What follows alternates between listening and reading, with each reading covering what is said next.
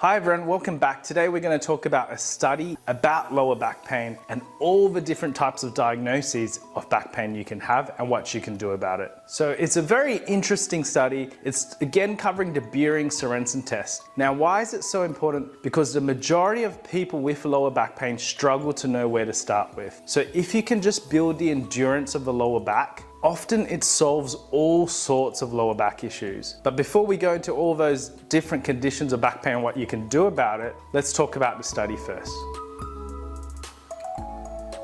So this study found that people with lower back pain had lower hold times on the beiring sorenson test. They did the test 3 times and found on the first time that on average a person with lower back pain got 99 seconds. A little while later, they did the test again and found they had dropped to 90 seconds. And on the third attempt, they got 80 seconds. So for people without lower back pain, they started with the first attempt at 113 seconds, then dropped to 110, and then dropped to 100 seconds. So the people without lower back pain actually held their times better and didn't drop so much. Whereas the people with lower back pain did drop more steeply with each successive test, implying a lack of endurance. So on the very first test, a person with lower back pain can usually hold a bit more than 90 seconds, which is kind of the pass mark. Now this is actually quite a well-studied test. There are actually quite a lot of studies going back as far as 1980, and we find that people with lower back pain generally sit around the 90 seconds or below mark, and people without lower back pain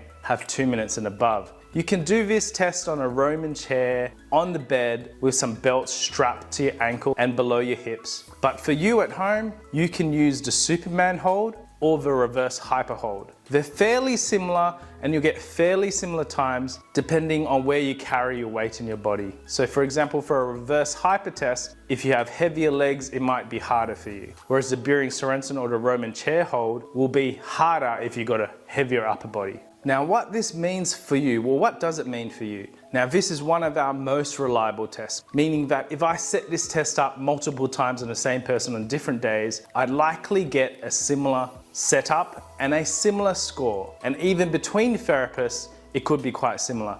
So it's one of the most consistent and reliable tests that we have in physio, and it's something that you should incorporate into your life if you have lower back pain. We know that a lot of people with lower back pain struggle with anxiety. They might be having treatments just to keep the pain or the symptoms at ease, like seeing a chiropractor regularly or going for massages, but these are only short-term solutions. The simplest answer that I give to people with chronic lower back pain is build your beiring sorenson test or your Superman hold or your reverse hyper hold. Time yourself, repeat it 3 times in total with a few minutes in between so you get some time to rest. Jot down your scores and then try to build them up. Try to build them up by at least 20 seconds. We know that that's a cutoff mark for most people. Building it by 20 seconds will mean your symptoms will most likely be better.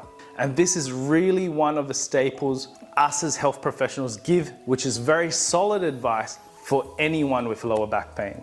One of the most common things I see is people complain of their symptoms. Have you improved this test? Has this test improved significantly? Have you gone up by at least 20 seconds? And if you haven't changed that score, then come back to me when that score has improved. Have you gone to closer to the 2-minute mark on those holds? Getting more medication, going to a chiropractor, changing from practitioner to practitioner. Do yourself a favor, find out what your endurance is. It tests the strength of the muscles on either side of your spine. There are quite a few back muscles, including your deep multifidus muscles, your rectus spinae, and your quadratus and your lats. So quite a few muscles. All these muscles support your back and hold it in place. So if those muscles are really strong and healthy, sitting down for long periods, lifting heavy weights, doing repetitive bending motions at work will no longer worry you so much. And disc issues are more well supported, sciatica and nerves are more well protected, and you give your body a chance to heal. Until your body reaches a certain threshold, often pain does not go away. People often ask me, John, where do I start?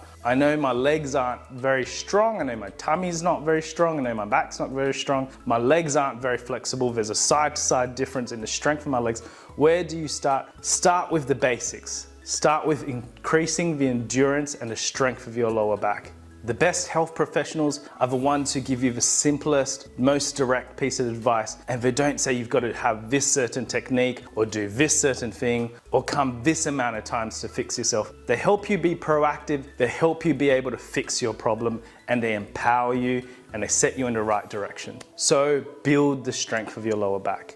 Now, building back endurance and back strength is the cornerstone for treating all sorts of lower back pains. This includes arthritis, facet joint issues, facet joint degeneration, disc bulges. Now, what often happens with a disc bulge is often if you have little niggles in your back and you're not paying attention, that is a sign that your disc is starting to lose a little bit of its health. It's not something to be ignored. Often people get sciatica because it's on a continuum. They start with little niggles, they don't mind about it, they don't worry about it too much. They're waking up a little bit sore. They're sore when they bend over. They're sore when they sit for too long. And what is often happening is the discs are just starting to get irritated. Leave that long enough, the discs start to shrink. They start to lose the hydration of the water in them. It's a tire surrounding a watery donut. So the tire is thick, it's strong. The tire is your annulus fibrosis. It's thick, it's strong, it's got layers and layers around it, 15 to 20 layers of fibers which are in a crisscross direction. So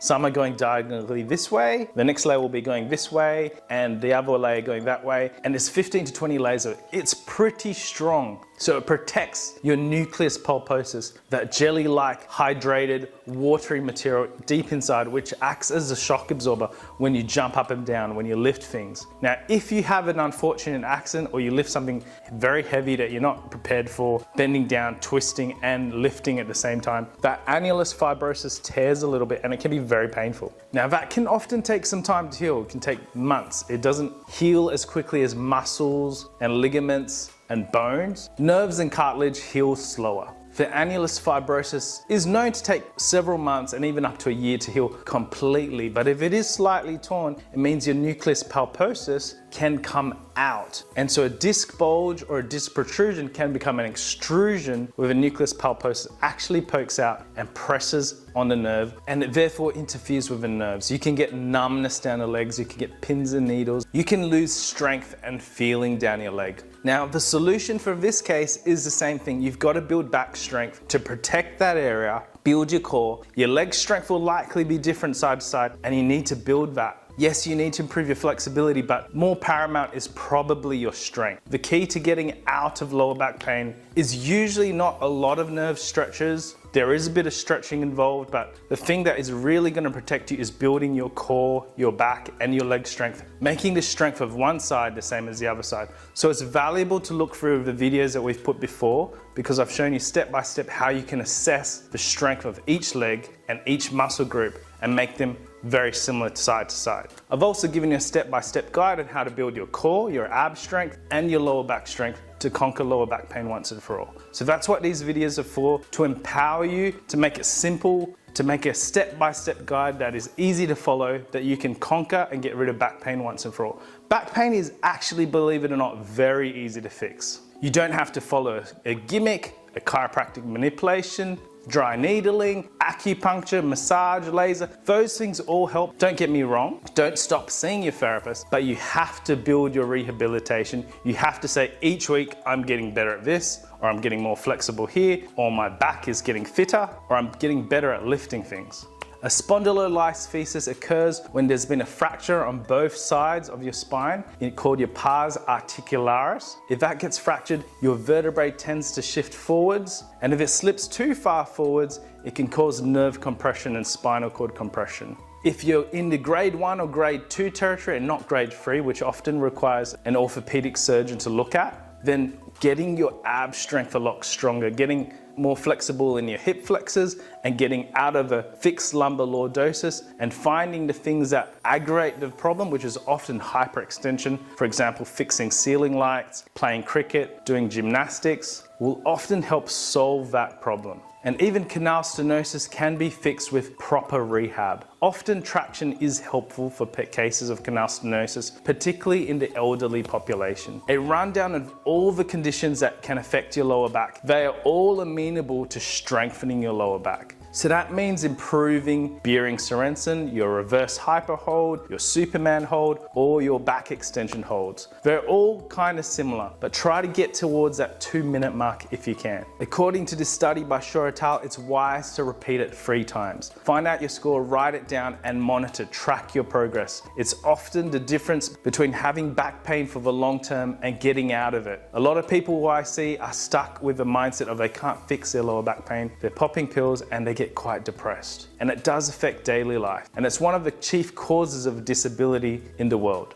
I listed quite a few conditions in this video. I'm going to cover each of them in detail in subsequent videos. So we're going to have a video on spondylolisthesis, canal stenosis, facet joint pain, etc.